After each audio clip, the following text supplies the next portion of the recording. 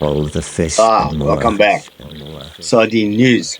Well, recently we've had a few upgrades in the studio here. Some software that can really augment, extract, enhance, and clarify any sound.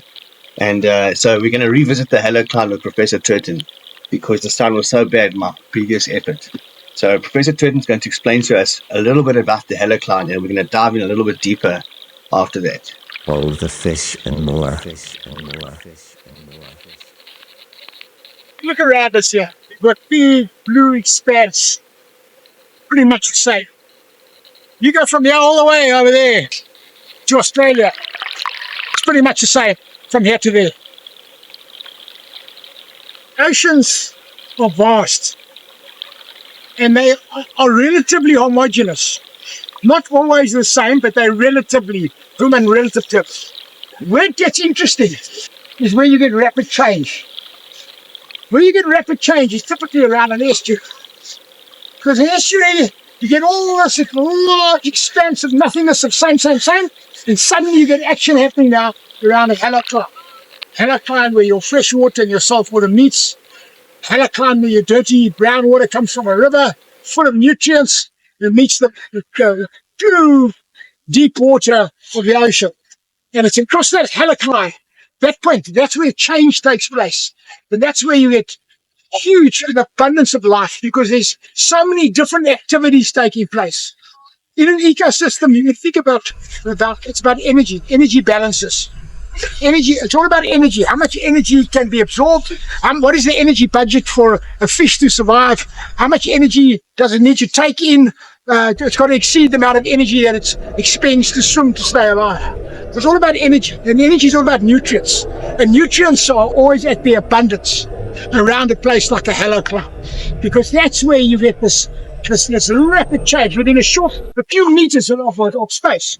You get a rapid change from fresh water to salt water, for example, from low pH to high pH, low oxygen to high oxygen, low visibility to high visibility. So it's along those interfaces, that's where you get a huge amount of transactions. That's what makes aquatic ecosystems really, really exciting. Hey, thank you, Tony. I don't know what we would do without you. Okay, in the meantime, though, as it turns out, this halocline thing moves out to sea, like we're seeing now in the video. And then it also moves up the river in the dry season. As the flow of the river subsides, the tides take over completely.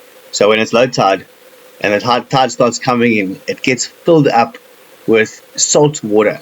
Now where that salt water meets the fresh water is the halocline, and inside the estuary you get a thing called the salt wedge.